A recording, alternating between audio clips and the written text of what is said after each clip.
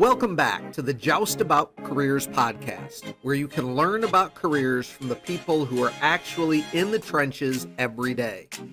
I'm your host, Brian Brott, and I want to see all people make good career and life decisions.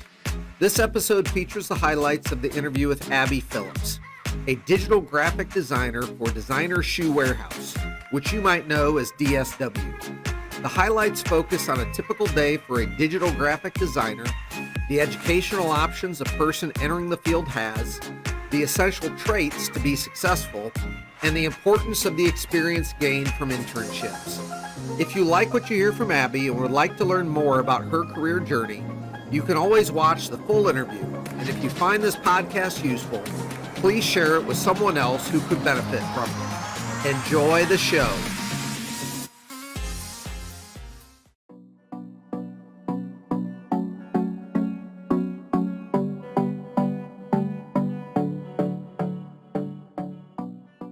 As a digital designer, when I first came in, there was about 9 of us that worked multi-channel. So that includes site, social, print, and email. So I was a designer that was working on primarily site and email.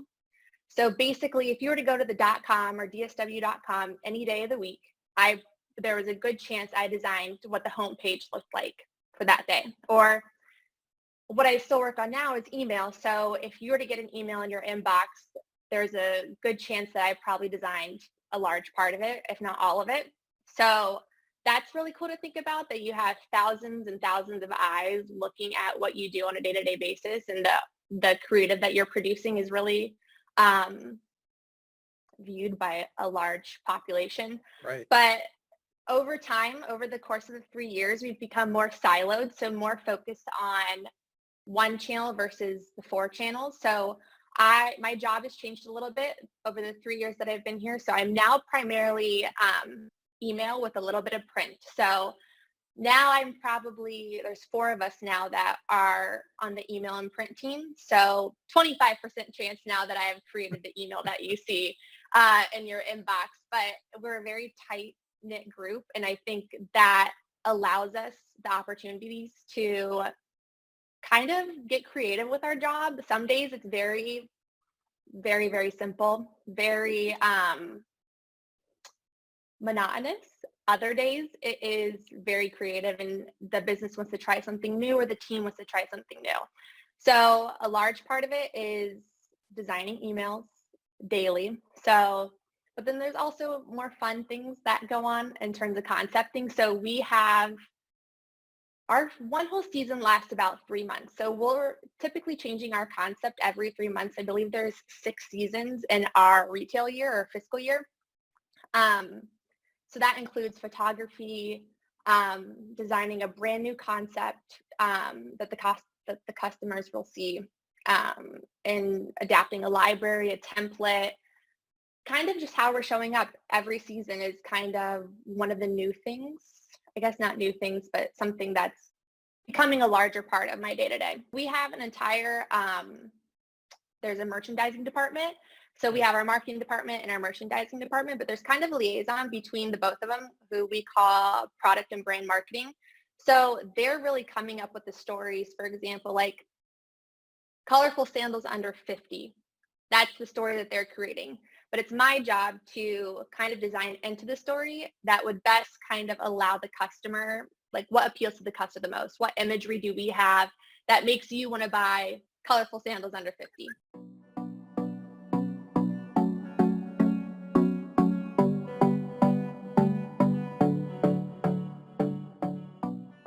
I wanted to be in a retail-based company.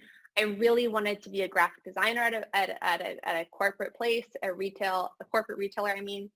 And so I found my college education to be very valuable in terms of, in high school, for example, not to my knowledge, had a class that was so focused on like InDesign and Photoshop and that Adobe suite that I learned in college. Like, I don't think that I probably would have had the skill set without my degree. to be where I am today. But that doesn't go to say that you can't take can't take classes to gain certificates to help you further that career path. Right. For sure. Like, I think I probably would have had I been so passionate about graphic design in high school, I probably would have opened myself up more to opportunities before college, for example. Right. And I think too, in college, my degree was in publication design, so it was more print focused, but in my classes, I learned so much more about photography, how to lighting, operation, just everything that you don't really think about as a graphic designer. There's so many more aspects to it. Like, I'm working with images on a daily basis, but that doesn't mean I'm a photographer by any means. It just means I'm trying to use them to the best of their ability. Right. So it's something you learned in my classes at college, for sure. One of the things that I think I really like about Canva is you don't have to have a subscription, to my knowledge. And so that makes it really attainable for if for example, I wasn't a graphic designer, I wanted to create something, I could use Canva to do that. Adobe is expensive, and it's I don't pay for it myself. DSW supplies that to the designers. But I would say from a more at the point of where these students are at, Canva is great. I think it allows them to kind of use similar tools that Adobe has in place. And once you get into InDesign, Photoshop, things like that, you're kind of have your foundation down, that you can kind of dive in a little bit deeper to the tools that Adobe supplies for you. We do not use Canva. I think InDesign allows us to have kind of a blank slate, whereas Canva, I know you can pull templates and images and things like that. And I think it kind of creates a little bit more noise for us. And we're pulling such specific things and have a specific template that we have to use with a header and a footer, that I don't know if Canva would be enough equipped for what we're doing on a daily basis. Right. But it's a good starting point, like you Oh, said. yeah. Students could get it for free, play around Yeah. in it, start to explore some of those skills. Yes, for sure.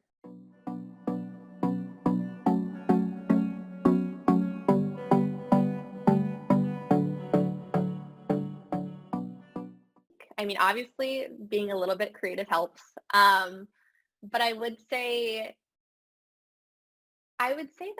that the best characteristic trait that helped me was communicating and being able to almost over communicate. I know we're always preached to no question's a dumb question, but sometimes when you're just starting out, you think, okay, this is a dumb question. But there's probably somebody else out there, just like we were always told, that someone probably has the same exact question. And over communicating deadlines, making sure you're gaining the correct clarity on a job, I think has only helped me succeed here. It's made my job a lot easier. It's made my job a lot more efficient. So I would say the communication skill, but I also think being a problem solver and working efficiently helped me a lot too. I was not a problem solver in high school and college. I will absolutely admit to that. And it took a lot of time to kind of create, to think critically and think what's the issue at hand and how do I create a solve for that? That's something that I've definitely learned over time. And it's not something by any means that you have to have in order to have this job or get this job. It just is something you'll develop over time that's helped me further my career here.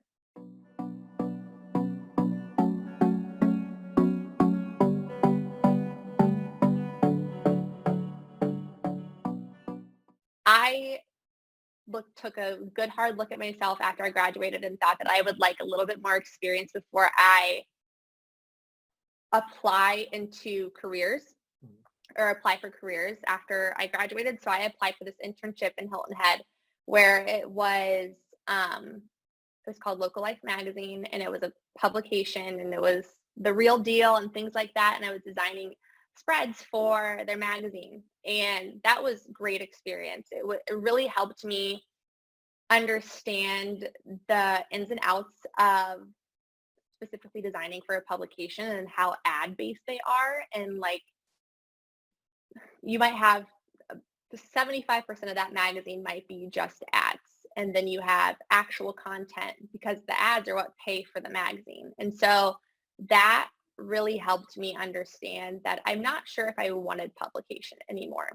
But I found those internships to be very helpful for me in terms of specifically the art director role at the Post, of leading a little bit of a team only at the college level and understanding what it's like to delegate and what you kind of have to do to get the job done. Thank you for watching and listening to this episode of the Joust About Careers podcast. I hope you learned valuable information from this career story, and to be sure you don't miss upcoming episodes, please click subscribe on YouTube or your favorite podcast platform so you'll know when the next episode is released. Thank you for watching, and as always, this is the place to go to learn just about careers.